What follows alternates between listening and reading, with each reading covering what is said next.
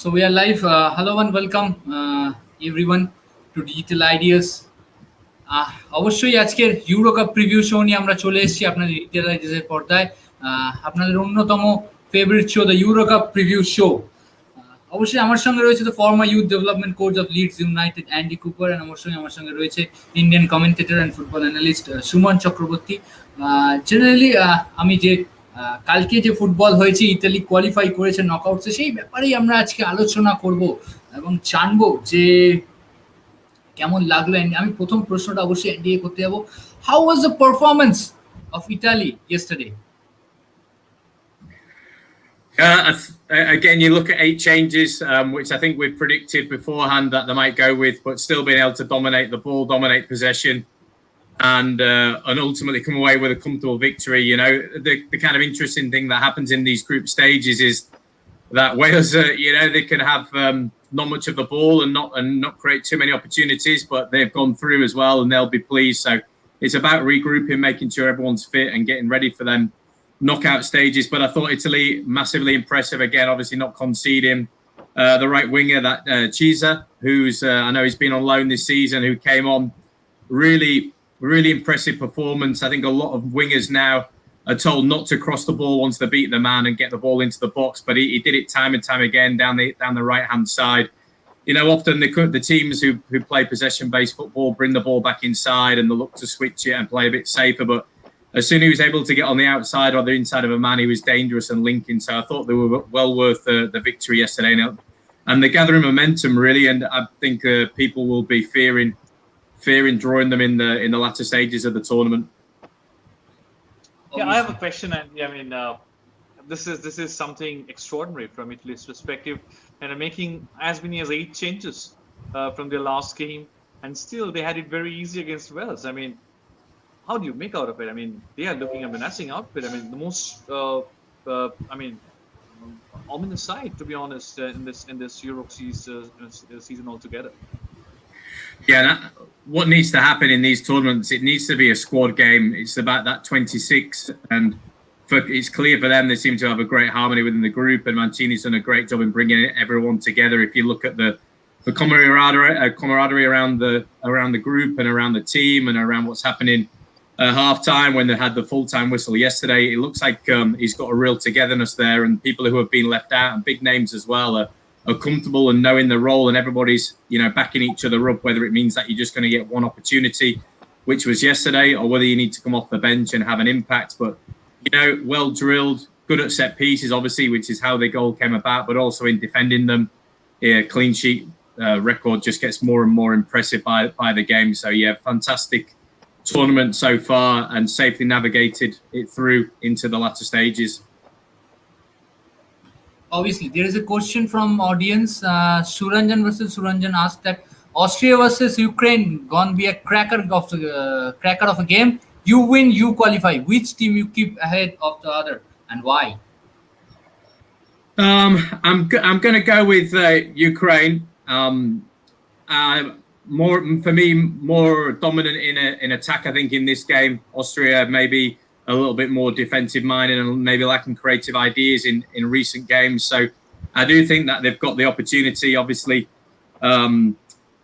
could be interesting in the front line, which way they go, which way they decide to take on the opposition. But I've got a feeling that if you look at people like Yarmolenko and people like this, they're going to have a great opportunity to showcase what they can do in kind of the twilight of their career, maybe international career, just over the age of 30, maybe probably writing him off too early, but obviously off the back of a season at West Ham and back-to-back goals. So I do think, and the growing reputation of Shevchenko as well as a manager, as a coach. So that's going to be interesting how that progresses, because sometimes really high-profile players don't often make the transition successfully to management. So how he does as well. So there's a spotlight on them, but I do think that they've had looks more organised, looks more of a plan than the Austria team. Well, Andy, I would like to ask you one more question regarding Shevchenko. We all know, like, if you have an outright attacker as a head coach or a manager, of course, his philosophy makes a very important part in his team's gameplay. If he's a defender, then of course when he's doing the managerial job, actually, it reflects on his team's performances. With the way we have seen this Ukrainian side to attack, especially in the last couple of games, yes, I mean, they lost to Netherlands, but with the way they played against Netherlands, I mean, it's one of the finest games of this competition already. And even in the last game, with the way they played this, they were scoring goals one after another. So, how do you see the attacking mobility of Ukraine as a whole and Shevchenko's impact? Yeah, they do score a lot of goals, and obviously that'll be with his influence. But I'm sure around his backroom team, when you're building a backroom staff, you know your strengths as a coach, as a manager, as a leader, and he'll be inspirational figure for that group of players. But he'll have people around him who can also help and support in terms of defensive organisation, goalkeeper coach for sure as well, to make sure they're well drilled and well organised. They don't actually concede too many goals. I know against a strong Netherlands side, of course they did, but in lead-up games, in qualification as well, they're not so bad in terms of how they defend. So, but I do think the threat is obviously going forward, and that's what's going to be rife tonight. I think they're going to have a really good opportunity to cut open Austria side that maybe if there's an early goal or some a couple of early opportunities, the game might really open up for them. Obviously, there is another question from audience. Copa America তে আর্জেন্টিনার performance নিয়ে কি বলবেন? What is your opinion regarding Argentina in Copa America, Andy? Well, I'm only fixed on the Euros really for this. This is, to be invited onto a show like this takes a lot of dedication to watch the game. It's not from just a fan's point of view, from a coach's eye as well. So I'm going to stick with all my comments based around the Euros, if you don't mind, and hopefully maybe someone can organise another show for Copa America. Yeah, absolutely. And honestly, I mean, of course, I mean, when he has asked this question, Argentina, as we all know, like teams like Brazil and Argentina, whenever they are playing, wherever they are playing, they would be a force to reckon with. So, of course, I mean, Argentina is getting back into form. Though I firmly believe like beating Uruguay is not a massive thing compared to their international form of late. Even if you see the World Cup qualifiers, they are not in a great position to qualify for the World Cups. So, and of course, I mean, Suarez, he was in scintillating form last season in the La Liga, helped Atletico de Madrid to win the title as well. But at the same time, I firmly believe like, the combination of Cavani and Suarez never been that good compared to their club form. So, yeah. So, and of course, I mean, their overall performance hasn't been that good as particular as a team, as I mentioned. So, yeah, I mean, win is always a win, but I mean, it's good to see that Argentina is getting back into the winning momentum. Well, I have a question from Shambhu Mukherjee. The question is like, Italy is playing some ineffable football. And what do you think? I mean, will there be the championship battle be consisting among Germany, Italy, and France? Yeah, I think although since we last spoke, we did mention and predict there'd be lots of draws, which I think there was 4, which is interesting really, but it's going to happen in these group stages. And the idea here is not to get too high, not to get too low with the results, but navigate your way through these group stages and get in a position where you're fully focused, you're fully fit, and you're ready for the next opposition and the next game to make it all the way through the fixtures. I still think France, for me, are outstanding and have all the capabilities to win. But we mentioned Italy right from the start as a team. You never say outsider because of who they are, but obviously they had that sticky patch and now coming through it and really progressing well. So I think it's going to be interesting if to get a team to break down Italy defensively and score multiple goals past them in a game is going to be difficult to do. But of course, you'd expect that to come from a team such as France or Germany. Well, I think this question is for both of us. Bhaskar, Vasak has a question. The main reason behind Italy's fantastic performance is that they are playing as a team. It's not dependent on 3 players. They have a proper set of players with a proper game plan. Do you think Italy will make it to the finals? I think they've got every chance the way they've set up, so defensively sound. I said it's not just about a back four and a goalkeeper or a back three and a goalkeeper. It's about the whole unit, what they do when they don't have the ball, all throughout the pitch, top to bottom. They haven't actually conceded too many even chances or shots on target as well. So they're in superb form. You can afford to substitute the goalkeeper with a few minutes to go, which is a outrageous thing to do. But look, they're fully confident. They're really well managed, really well organised, and that's what you want to see. But like other teams who are maybe potentially more defensive minded, you've still got to have an attacking option when you have the ball and make it count. And obviously, when they're having 60 to 70% of ball possession in games, they're creating numerous chances from different areas, whether it's wide crosses and second balls in the box, whether it's deliveries of set pieces, whether it's through runs through the middle of the pitch or clever combinations in and around the box. I do think they've shown that the real deal in the group stages, but obviously they're going to come up against tougher opposition, but I do think they can go a long way. Yeah, and a couple of things I want to add to it, Andy. I mean, of course, to win a championship, I always believe like you need to have a beautiful family, a beautiful dressing room. I mean, Pessina and Locatelli, they are players from a similar position. But I just love the way Locatelli literally celebrated when Pessina scored the goal yesterday. I mean, it was joy everywhere. And that shows and that speaks volume about the mood in the camp, actually. It's playing for each other. And of course, I mean, the performance of Verratti, he made his first appearance yesterday. And he was brilliant, isn't it? Yeah, I mean, Marco Verratti, I was in Qatar, had 10 years at the National Academy, Aspire Academy there, and with the national youth teams. And PSG used to come over and have the training camps with us. And I remember watching him back in for 2012-13 and then the 14-15 season. And he was playing, and if you look at his record, he consistently plays 25 to 30 league games. He's very consistent in his play. Not huge amounts of injuries, into small niggles, but no major ones. So he's had real longevity in his career. And I remember writing his name down as a player that I thought was coming through. And I know he's been in the youth setups as well and come through that Clairefontaine. So I was really, really impressed with him. I know when he was over there, obviously now, when he's represented Italy, it's been a slightly different role, but now more free, more able to get on the ball and play forward. And I know that a lot of people in France, when he obviously come over from Italy, were really impressed with him at the start. And I remember trying to scrabble down notes about him and get back and working out, is he French, is he whatever? And when he was younger, he must have been early 20s at the time, but what a player. So he's gone on and obviously took his opportunity in this tournament really well. Absolutely. Question from Sugantha Manna, and the question is, so far, what do you think? Who would be the top four to make it to the semi-finals?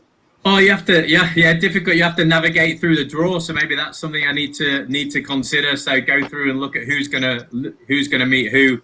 But I think it's pretty much as expected. I know we've got some massive games coming up over in a couple of days' time with Germany, Hungary, and then Portugal and France. I think they're going to be huge to determine what's going to happen and that side of the draw, how it looks. So yeah, I do obviously harp on about France. I still think they've got every chance of being right up there in the final four.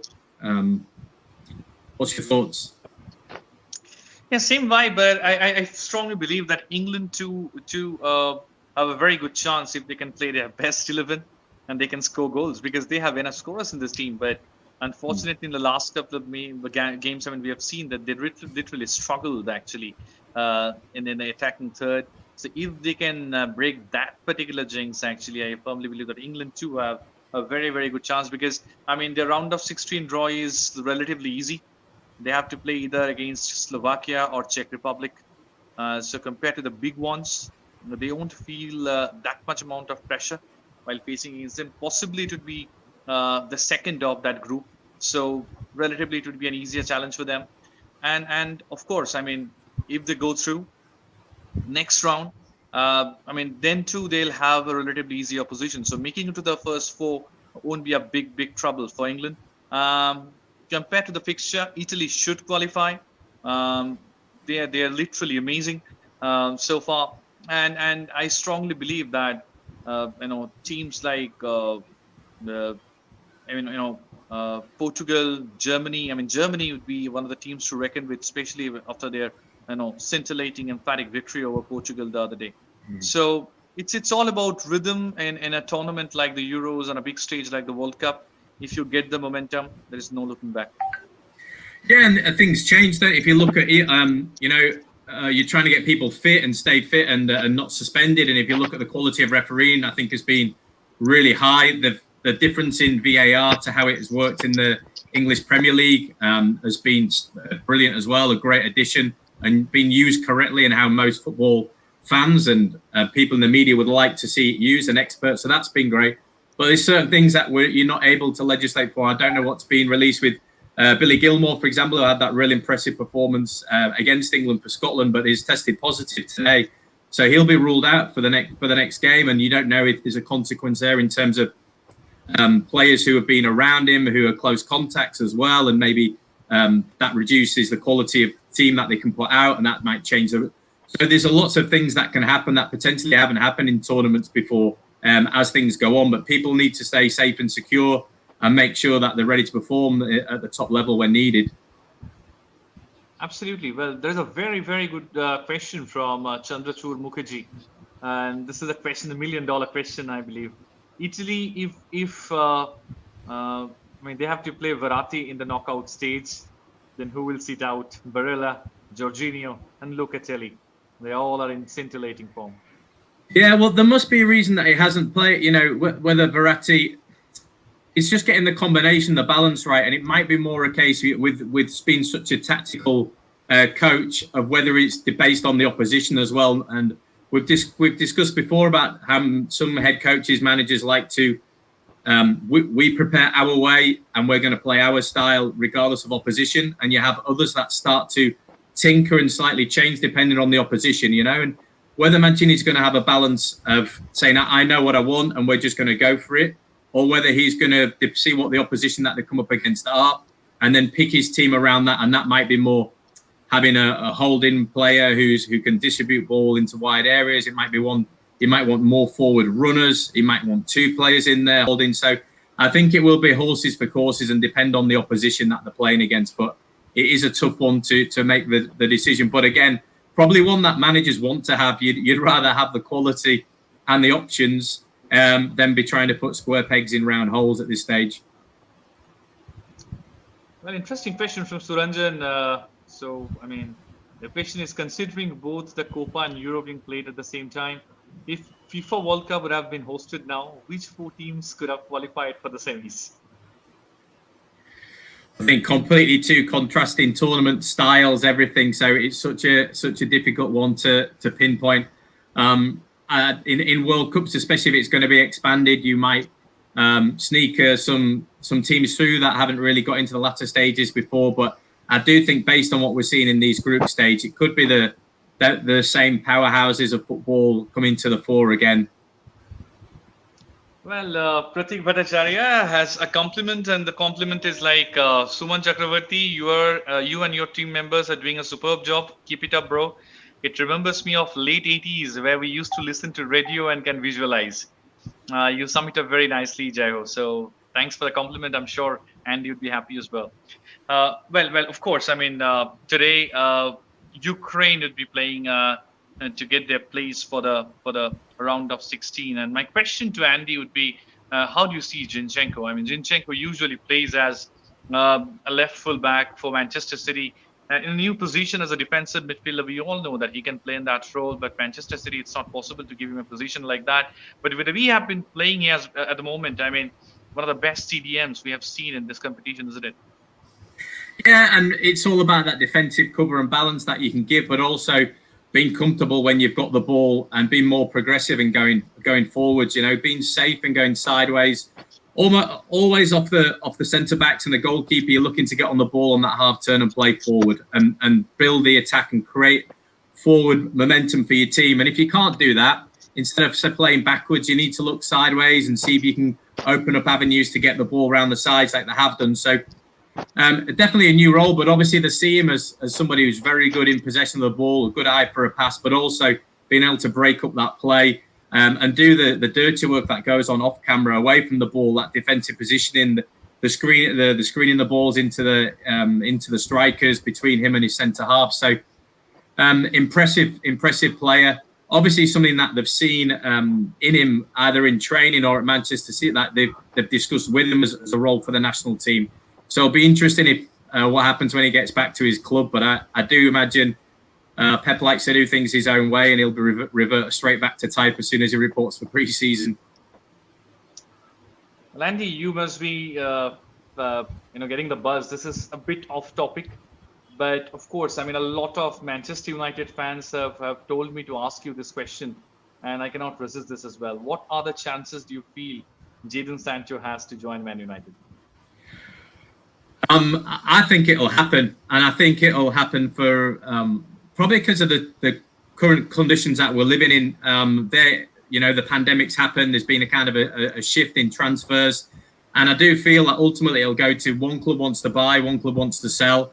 They can't meet, the demands from Manchester United. The valuation is going to have to go up, and then on the other side have to come down, and they'll get the deal done. I know it's not as simple as that, and there's so many negotiations go on.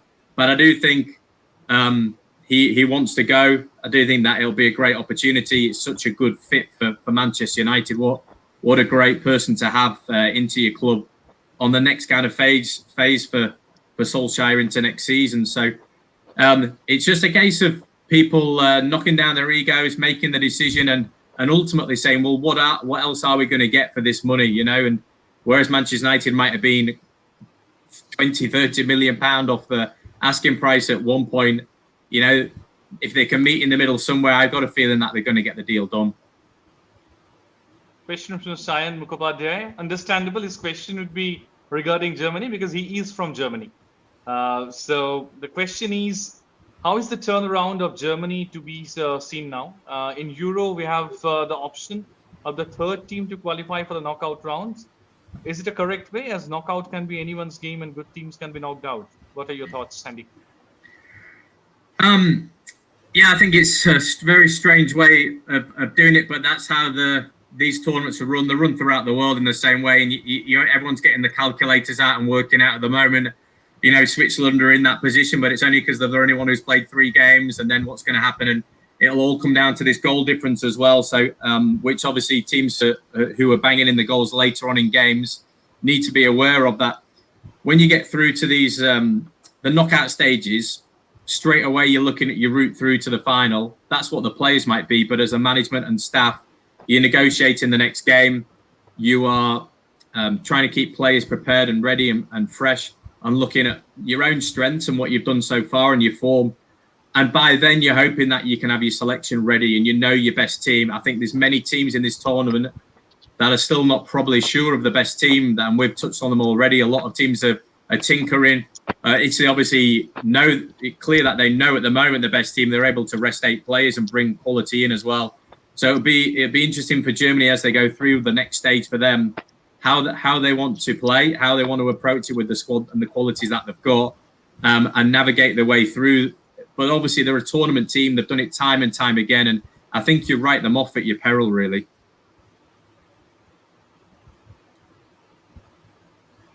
Sumanda, you are in mute. Yes. My question is, how did you enjoy the performance of Gosens? I mean, he was brilliant for Atalanta this season in the Serie A, but did you really think that he could replicate the performance in a big stage like this so early? Who's the man? You were on mute, so I lost the audio. I'm talking about Gosens of Germany. Oh, superb! And I think when you come in, you've got to be aggressive in your play straight away, and you've got to dominate, and you've got to impose yourself on matches. And as individuals, they're doing it. If you thought of that performance against Portugal, we were talking about last week, and saying, look, they maybe slipped a little bit under the radar in our show just because of questions, strange questions about over Ronaldo and people like this. And as their time gone, there's other teams coming up there and doing well. But when you come to the German team's performance, I thought they were so strong. and the way they finished the game, that you're now thinking they could be a real threat. Subhajit Datta has a question. It is good to play with Arnautovic after what has happened on the first match, because he received the match ban. Such arrogance should be okay. So he has a question. Such tolerance, do you think that it should be tolerated in the national team?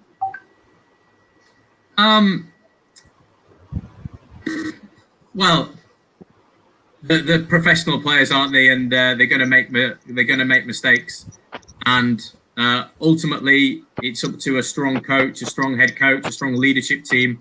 Most clubs, as most national teams now, will have a management, a leadership group within it that can maybe look at areas of discipline and both on the pitch and off the pitch in camp. You looked away together. There's, we've obviously had it. You guys have had it in India with ISL and I League as well, where you have you're not just each other's teammates and roommates for periods, but you're living together 24/7. And when things do spill over, either onto the pitch or off the pitch, they need to be nipped in the bud early. And I think that's what strong management and strong leadership's for. Well, okay. Cyan has a question. Phil Cyan. The question is like, why is Bruno Fernandes unable to be as impactful for Portugal compared to Man United?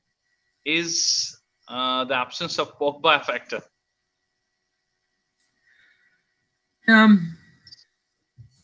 Yes and no. I also feel like Fernandes has been a superb player for Manchester United, but he's also had some criticism as well of going missing in games, in big games as well. So form is obviously temporary. Class for him is permanent. I'm sure he's going to show it. But he is a little bit up and down with his performances, both domestically as well. Whether that's linked to Pogba, again, you could put the argument on that. Pogba is such a more influential player for France than he has been for Manchester United in both spells, that it's a question mark over him as well domestically. But obviously, when he plays for the national team, such a big difference. Well, a question once again from Shubhajit, and the question is like, after a great season with Norwich, Finland's Timo Pukki still not found the net in the Euro today. The most tough match for them in group stage against Belgium. Can he score? Pukki has been a threat for sure. Yeah, when you look back at their games, they do actually create a lot of chances, more chances than that they're not able to convert, which is obviously a concern. But at least you're getting in areas to make the chances count. Now it might be slightly different against Belgium, but I do think they haven't lost their way as much as some of the other teams in the tournament, where they're not actually creating enough to getting the ball up the pitch to score. They're definitely getting the ball in the right areas. Pukki's going to have an interesting time, especially the season that he had in the Championship. Obviously, then he's going to resume back in the Premier League now, and it's going to be a completely different task playing week in, week out against world class, top centre backs, top defenders. It's going to be interesting how he progresses. He's obviously been there before, and it's going to be a huge test. But yeah, I do think he's going to be a threat off the shoulder of them centre backs for Belgium, but he's got to increase his conversion rate from what it has been so far. Of course, I mean, last three questions I have. Firstly, Netherlands will be facing North Macedonia today, and we all saw how North Macedonia played in the last couple of matches. Yes, the results didn't go in their favor, but they really put up a very, very good show, especially Goran Pandev, 37 years of age, leading team by an example, isn't it? Yeah, and I think he's up for some sponsorship deals as well. It appears in some of the things that he's done in his post or pre-match interviews as well, with some of the things that've been going on with Ronaldo. So he's obviously a character as well, and he'll probably bow out from international football with grace today. And fair play for how he's acted and how he's behaved himself, and he's been an absolute massive ambassador, I guess, for football there. Netherlands flying. Obviously, we said that before about tournament teams can go quiet, in the lead up, and people questioning Mark and the manager, and he played a back three, unusual to not have that traditional 4-3-3 setup. But Dumfries, nice Dutch name there, popping up, being able to score back to back as well, and strong Marshall in that defence, but also able to create and come up with some goals at the end. So I think it's going to be Again, an interesting one, how the Netherlands approach it, whether they go semi-strong, rest some players, and then maybe get to that 60-minute mark and make some changes if they're in a commanding position, or whether they make changes similar to what Italy did and make a lot of changes. Just depends on the squad depth and whether the manager obviously feels that he's in a position to be able to risk continuing that forward momentum that he's built. Well, we spoke about Finland, but at the same time, Belgium will also play tonight. They're also through to the next round. How do you see Belgium's possibilities today? Because with the way the trend has been going at the moment, still a long way to go for the finals. Do you think that Belgium will also follow the same route which Italy followed last night by resting a lot of players? Because this golden generation of Belgian players, I mean, their second team is also as good as the first team. Yeah, I think there will, but it'll be all a case of getting that balance right of players that are coming back, star players who are coming back and want game time, and obviously other players like Lukaku who are on fire and maybe wants to keep the momentum, but the manager, obviously Martinez, maybe wants to give him a break or at least some time to rest and give other opportunities for others. So it'll be a delicate balance. They'll be working out what's right for the player, where he is physically, where he is mentally ready for the game. Ultimately, the players are going to want to play. They're going to, there's no ways they're going to want to be rested.